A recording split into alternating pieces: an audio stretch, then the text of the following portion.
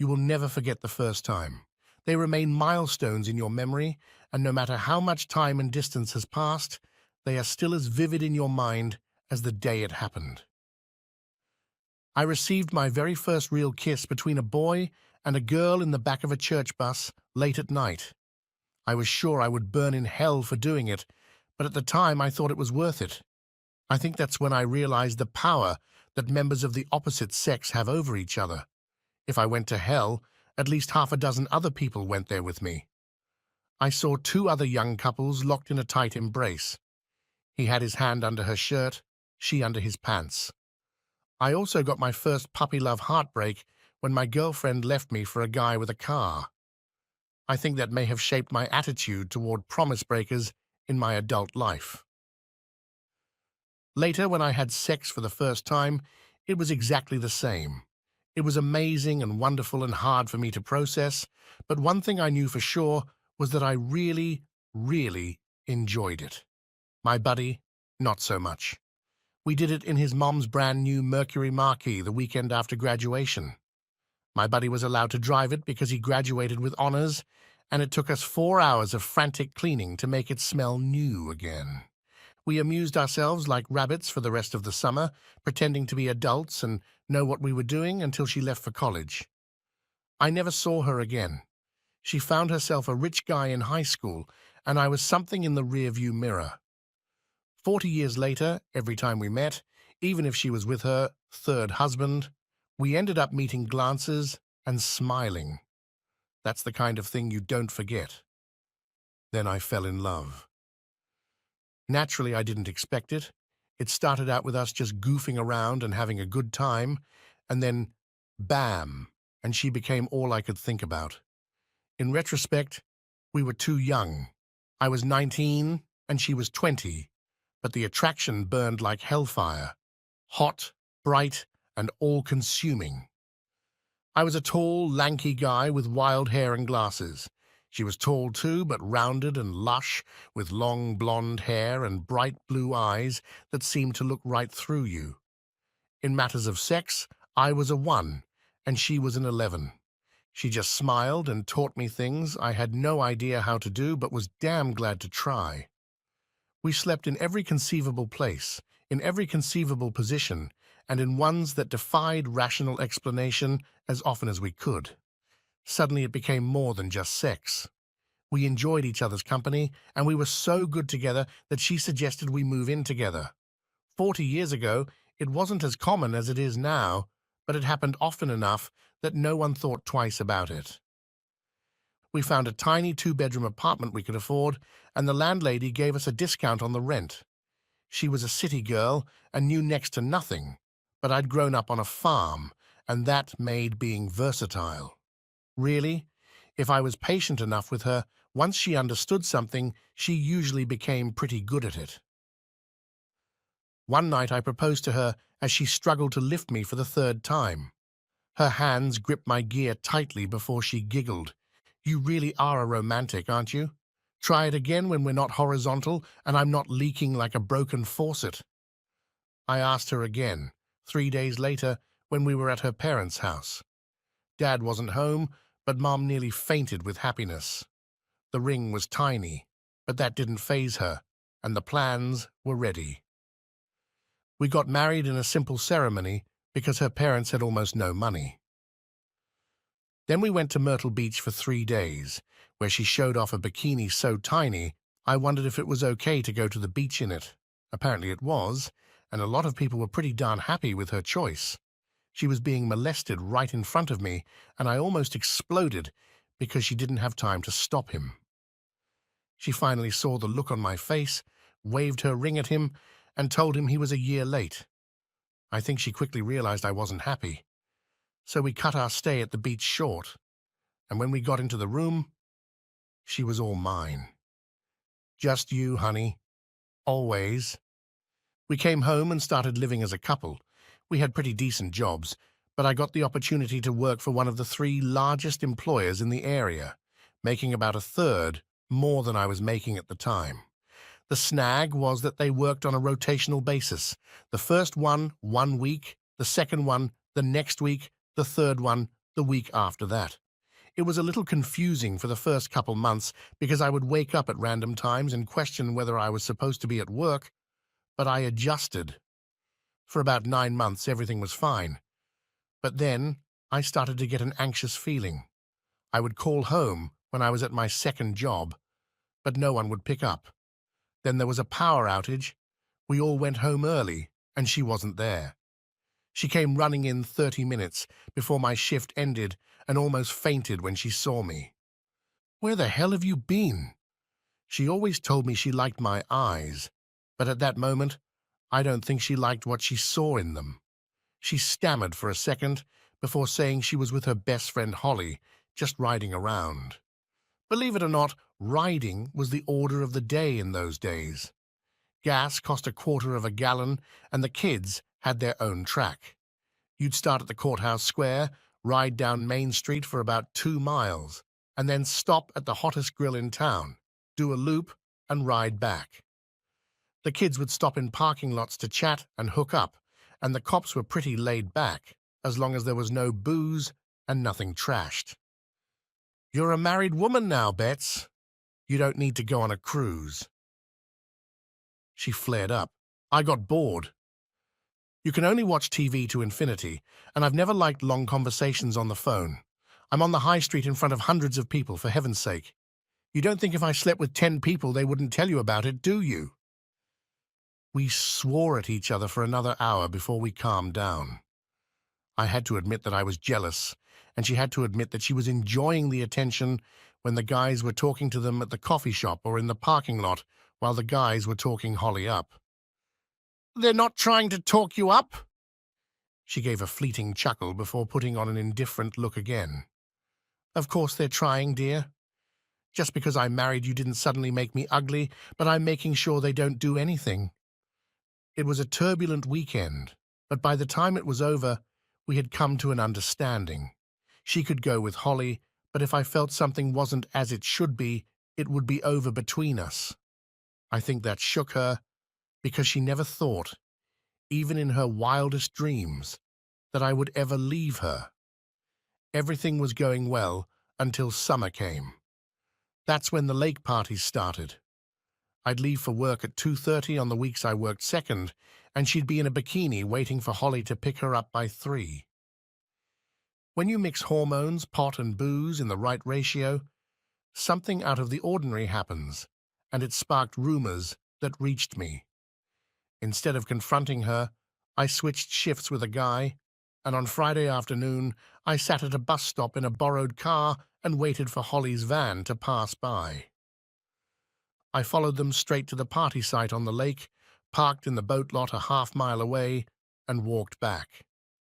I sat in the bushes and watched her flirt and drink. An hour later, everyone was tipsy, and Holly stood up. Time to lose weight. Her top flew right past where I was hiding, and her bottom soon followed. Bets was right behind her. There were 5 women and 6 guys, and soon they were all naked. It was getting dark, so I gathered up as many bathing suits and clothes as I could and went to the other side of the cove, stonewalling everything and wading in chest-deep water, then scrambling as far as I could. I watched them sink for a minute and then swam back. I found Bets cuddled up to the guy, one hand on her chest, the other underwater, and she was moaning. I grabbed him by his long hair and sank to the bottom, pulling him with me. Bets stood stunned as my face showed above the surface. The water was churning around me, and the guy was panicking as he tried to catch his breath. "Don't come home, bitch. I'm sure your womanizing buddy will let you stay with him until he gets bored, and then you'll end up on the street like another whore. Maybe I'll stop by sometime. You always had a good head, and I'll bet you're better now that you've had some extra practice." It didn't come out quite so smoothly, but she got the point. In the next instant, Holly was already on my back, drawing grooves with her long fingernails. I pulled the bitch off me and slammed my fist into her stomach. The air came out of her like a punctured balloon, and she went down like a stone.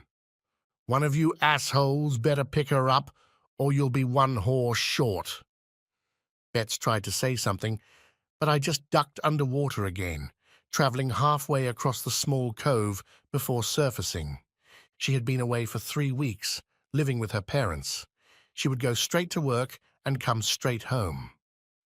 I got a few indirect threats about me wrinkling their clothes, and I bet the trip home was pretty interesting for some. No one bothered me because I was known to be a pretty good brawler, but more importantly, I didn't know how to walk away.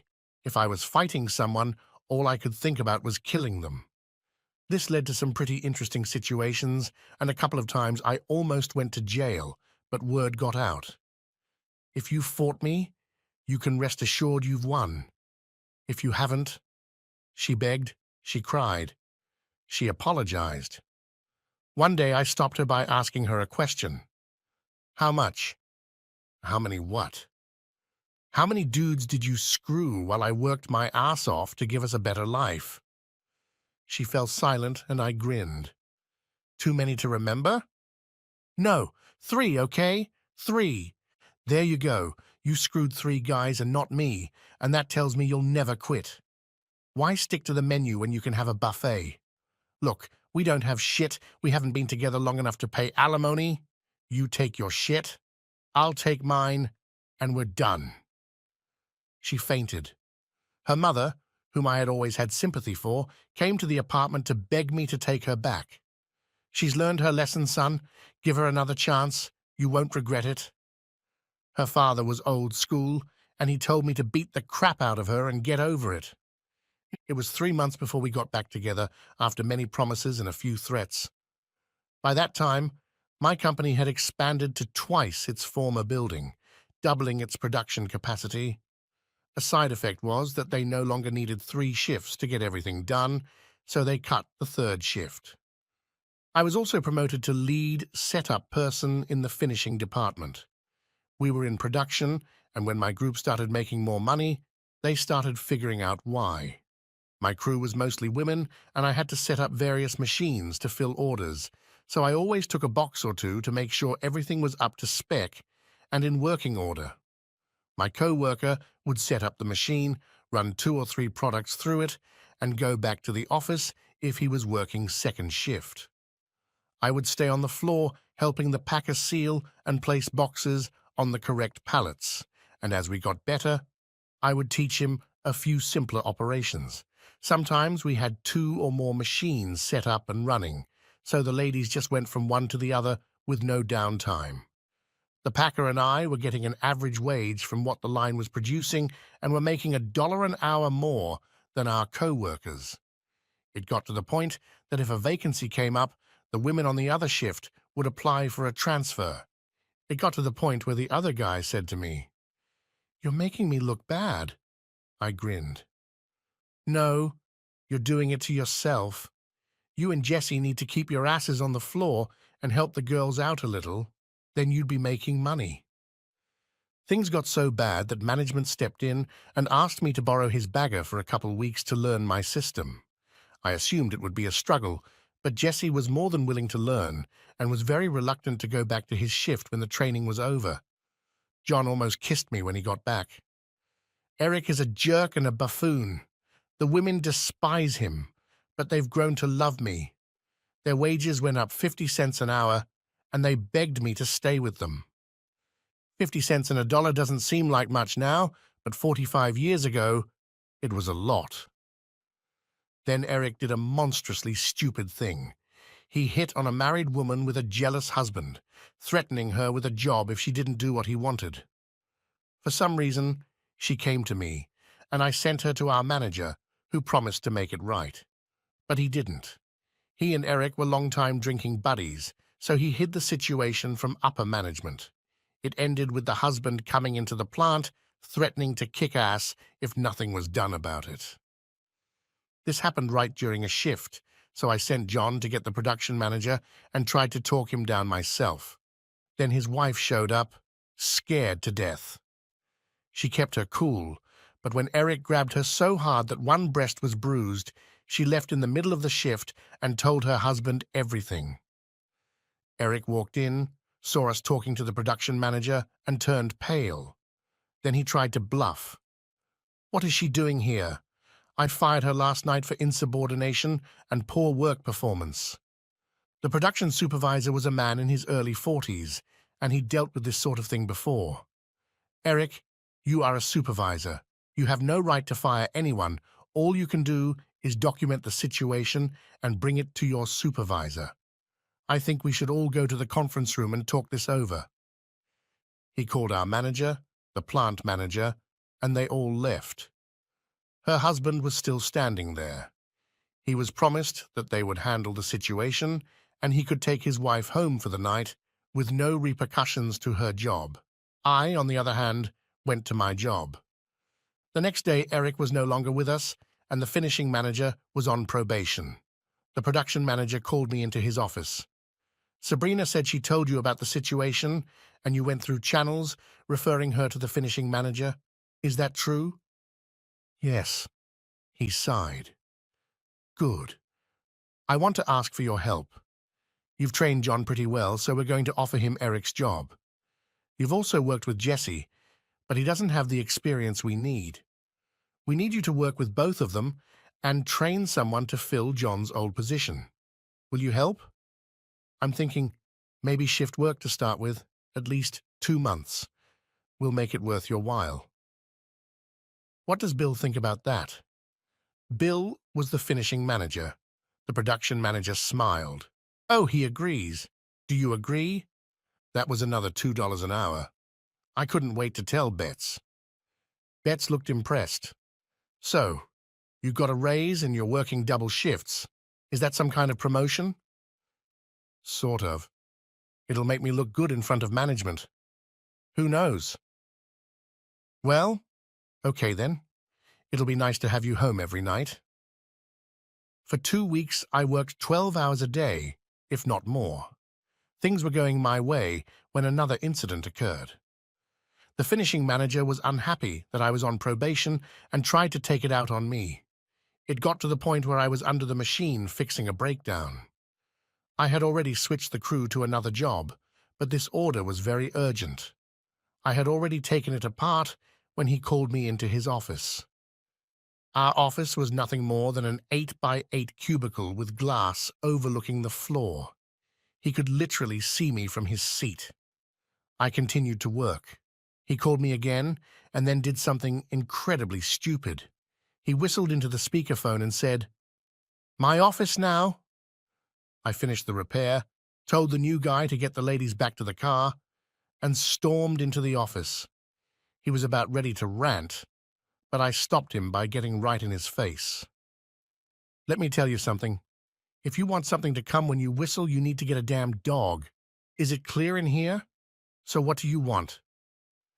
You can't disrespect me like that. I'll fire your ass. You want respect? Earn it. Let's stay professional. I repeat, what do you want?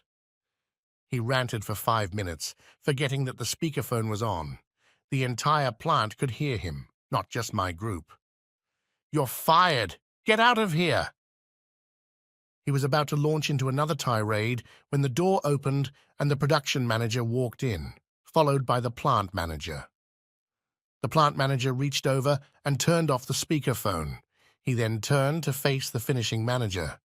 You should make sure things like that are turned off before you rant. You want to tell me what happened here? I called him on speakerphone to come to my office. I gave him a direct order. He didn't follow it. And then he came in and was rude to me. He looked at me. Did he call you? Yes, he did. And you came? I was at No. 1, moving the shaft.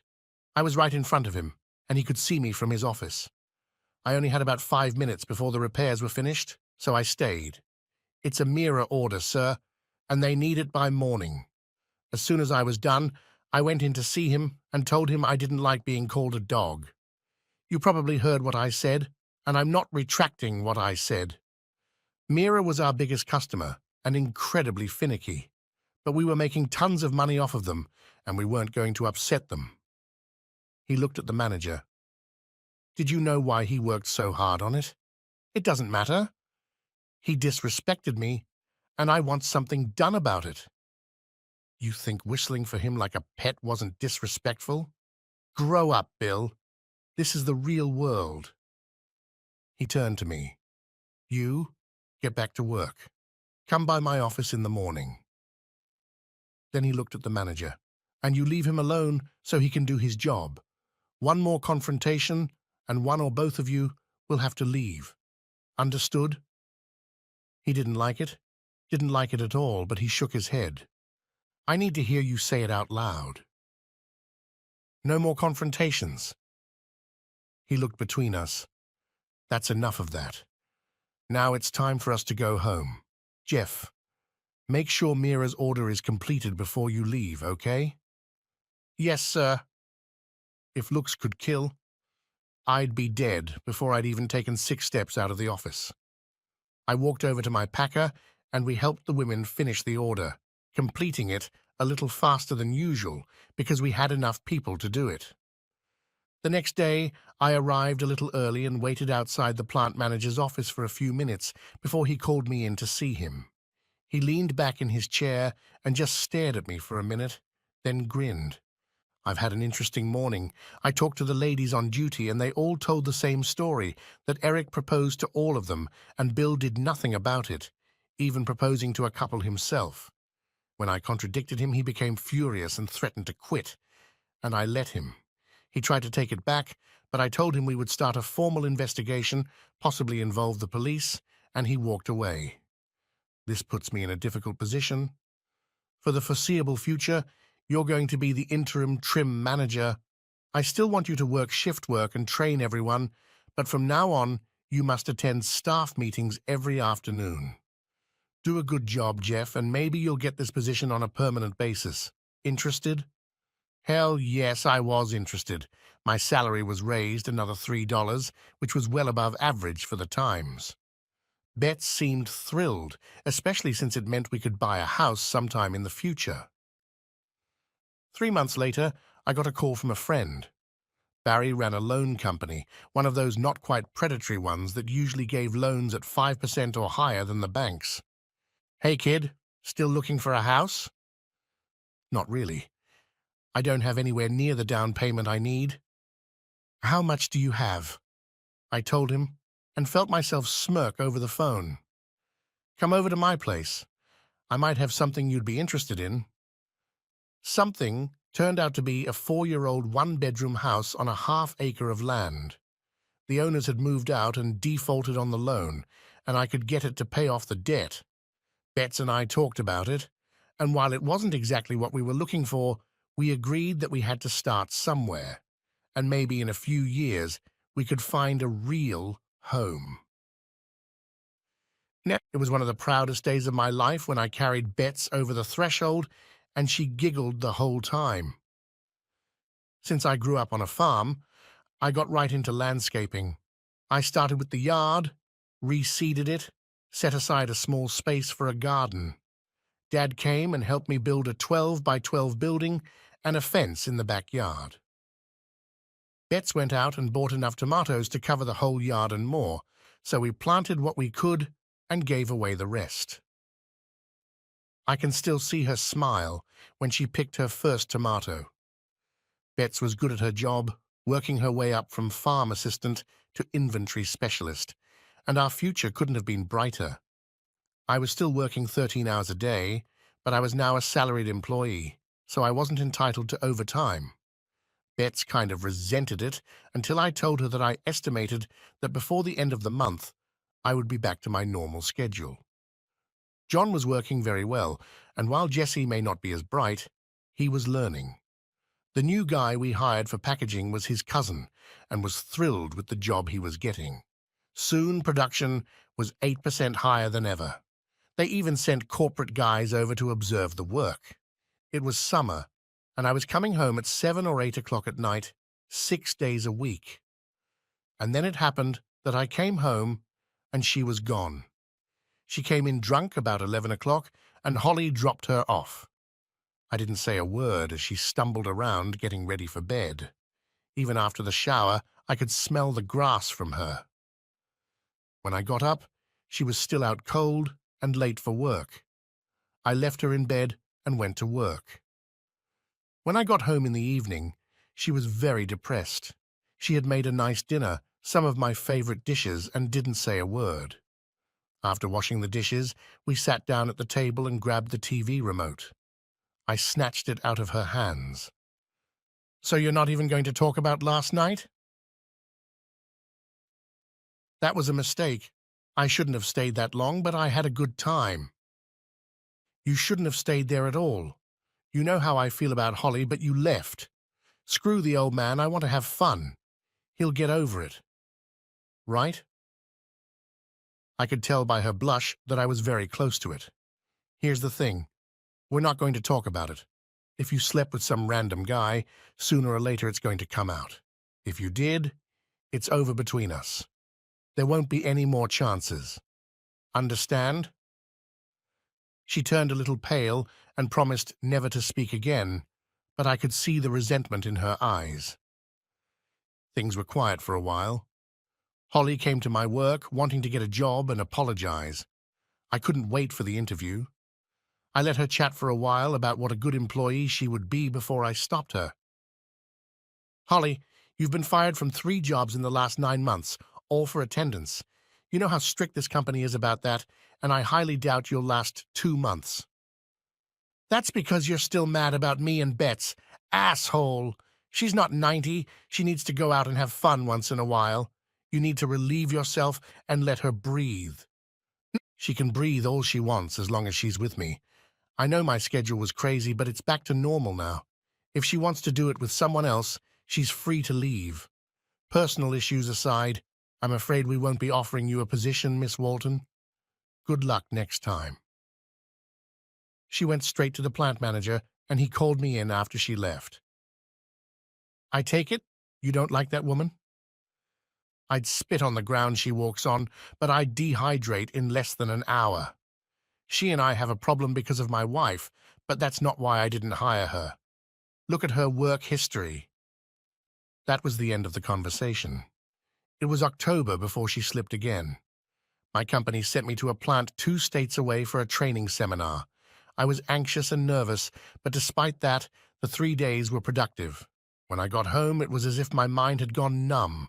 It was an empty house and a note on the kitchen table. I really tried, but I met someone. I've already moved my stuff, so don't try to find me. I'll always love you, just not like I used to. Unfortunately, that didn't upset me as much as I thought it would. Instead of grieving, I went to bed and slept for 10 hours.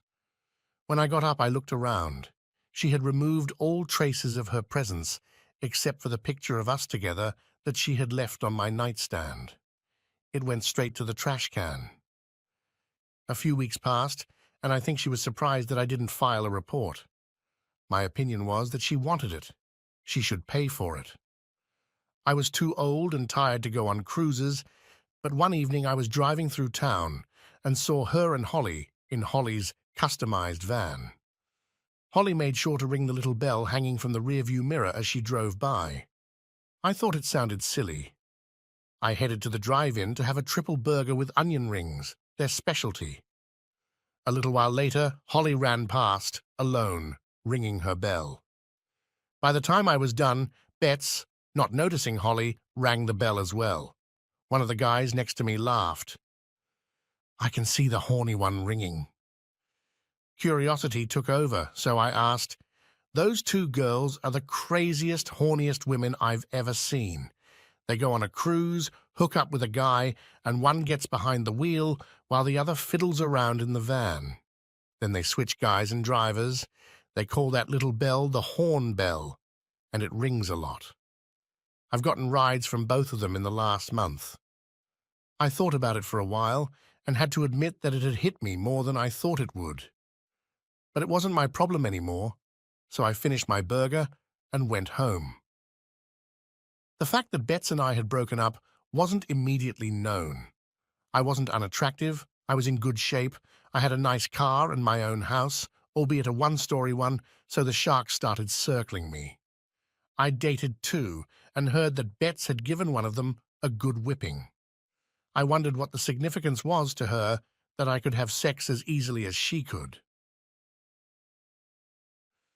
The week before Thanksgiving, she picked up a guy, and they were together for almost a month. until he dumped her. A few days before Christmas, she called me at work and asked if I would come over to her place in the next couple days. Apparently, she had a Christmas present for me. Curious as to what she was up to, I agreed. She collected little dove figurines, so I splurged and bought her a very pretty one, trying to rub it in her face that I had money for such things. She met me at the door in a tight mini dress, her hair done up just the way I liked it. The telltale flashes started right away because I knew that had to mean she wanted something. She sat me down at the table and brought me a beer, leaning over so that her breasts were in front of my face. Very nice breasts with incredibly sensitive nipples, if I remembered correctly. We talked for another minute before she handed me a gift, a rather nice watch. When she saw the dove, she cried, jumped into my lap and kissed me hard. It was a terribly bad idea, but I hadn't had sex in a month, and despite all her other faults, she was a terrific slut. She had a couple tricks she must have learned after we broke up. Since I was only doing it for sex, I appreciated it. When I finally gave in, she asked if I could stay the night. Why? Obviously marriage isn't for you. Why would I waste my time with a dead horse? I'd rather just bury it and move on with my life. Bets began to cry, huge tears and tearful sobs. There was a lot of apologizing and pleading, and now you can call me Kitty because she got me. I promised her I would think about it, and we fell asleep. Then she cried and said she was very sorry for what she had done to me, that she still loved me, and would do everything in her power to get us back together. She jumped up to take a shower, lamenting that it wasn't big enough for the both of us. I laid on my back and dozed off. The ringing of the phone woke me up, and I lay there listening to her end of the conversation. Christmas party? And then another one for New Year's Eve at the Radisson. Do you have a number yet? I'd love to go. She was quiet for a minute, then giggled. Yeah, I hooked up with him last night, but I'll tell him we have to wait until the first of the year to be together again. In the meantime, it's party, party, party. I got up as quietly as I could and got dressed. When I walked into the living room, she squeaked, I gotta go. Talk to you later. Who was that? Holly. You know how she likes to talk. If it was Holly on the other end, her voice had definitely gotten deeper. Bets wrapped the towel around her hair and body, and as she stood, it fell off her. I looked at her long, smooth legs, gorgeous ass and gorgeous bob, and sighed, realizing this was the last time I would see them. Deciding to ease her mind, I told her that I already had plans for Christmas, and maybe we should wait a little while before we got back together. She pretended to be sad, but she wasn't very good at it. I thought about it as I drove, her scent still lingering on me, and realized that I had just experienced another first in my life, the first time my heart was truly broken. Up until that moment, some irrational part of my brain had truly believed that we would eventually get back together and live happily ever after. Christmas and New Year's Eve passed. I never called, and I heard through the grapevine that her new lover had dropped her like a stone on January 2nd, so I wasn't too surprised when she called me at work. At home, I purposely didn't pick up the phone, let the answering machine answer. After the fifth message, I could hear the desperation in her voice. Hey, Bets, how are you doing? You and me, I hope. I seem to remember some promises the last time I saw you. Well, I've been pretty busy at work. One of my stand-in guys and I have been working tirelessly, so romance has taken a back seat. There was silence, and I continued before she could finish. Oh, I have to go. There's an urgent matter on the line. I'll call you later. For the next 2 weeks, we played the phone game. One evening, she called and looked very depressed. You're not coming back, are you? No, I'm not coming back. I'm tired of being treated like a pinball that you can throw one way or the other. When you blew me off at Christmas to go have fun, I realized that even if we were together, You'd start over sooner or later. So that's it. Goodbye. I'm sorry for the way things turned out, and I'm willing to take some of the blame because of my work schedule, but most of the blame lies with you. Every time you had a choice, you made the wrong one. Goodbye, Bets. Maybe in the future, you'll find a guy who will let you play. She was crying and trying to speak when I hung up the phone. There was one more chapter to this little story. The day after Valentine's Day, she came in and woke me up, pulling my long hair and giving me all kinds of hell. I finally woke up enough to pull her off me. What the fuck is wrong with you? You have to give me the key back before you leave, and that's going to be pretty soon. What do you want? Turns out, no one had invited her to Valentine's Day, and I had to step in. I'm sorry you're dating such a cheap bastard that he dumped you 2 days before the big night. But really, Bets, we're not together anymore. So why should I give a shit about it? Give him a week, and he'll be back to sniff things out. Now is the time for you to go. She stopped talking and looked down at the bed. There lay a red bra, about 2 sizes larger than she wore. If she looked under the bed, she would find matching bikini panties. It was cruel, but I couldn't help it. Yeah, I had a really good Valentine's Day. Now shoo, she'll be back any minute, and I don't want an awkward situation. I walked her to her car and smirked as another person pulled up beside her. Who was that, and why was she crying? My soon-to-be ex-wife.